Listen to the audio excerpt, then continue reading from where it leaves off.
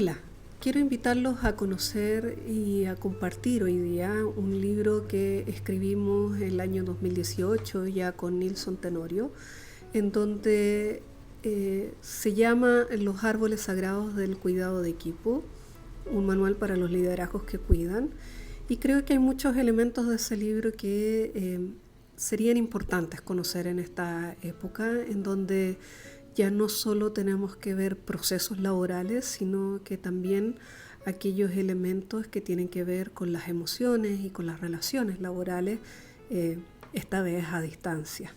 Entonces, quiero ir generando algunas cápsulas que les vayan siendo de utilidad para ir manejando también estas crisis, y siempre es bueno tener algunos elementos de lo que dice la literatura y la evidencia en estos tiempos. Así que los invito a que conversemos. Árboles sagrados del cuidado de equipos, liderazgo en tiempos de crisis.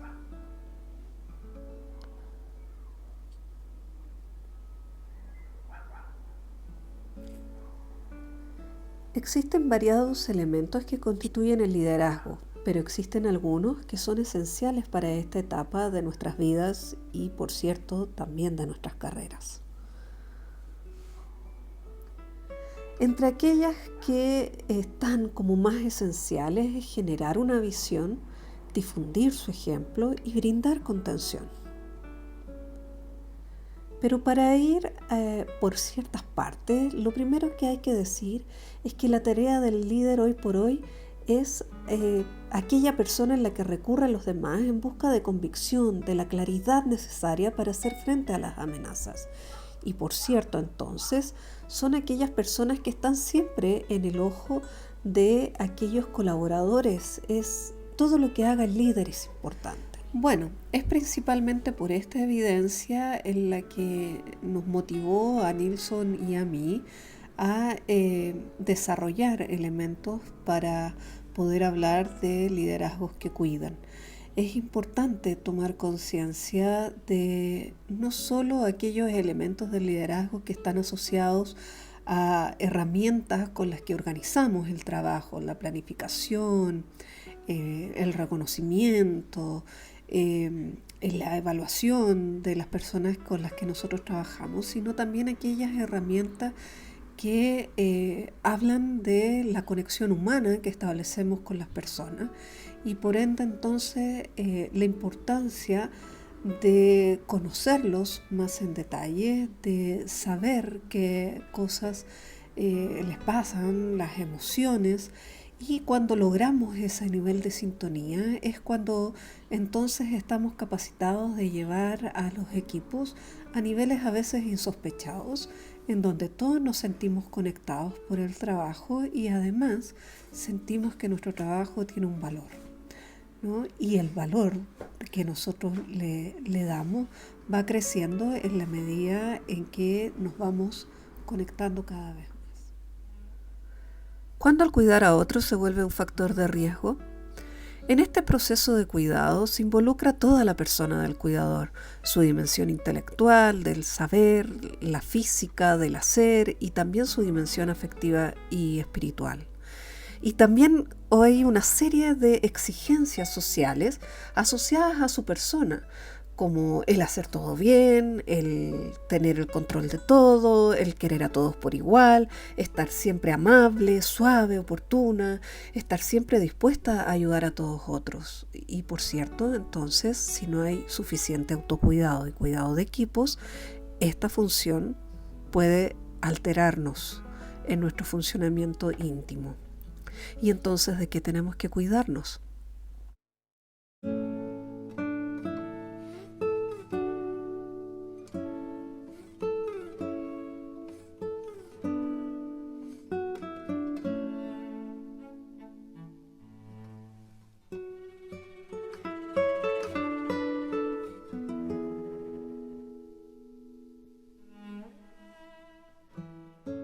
Principalmente hay algunas cosas a saber.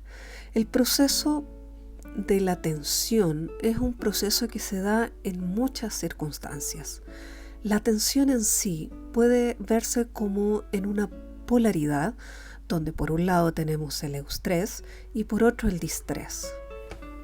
La tensión en sí misma no es lo que causa el malestar, sino la interpretación o la percepción que generó de ella.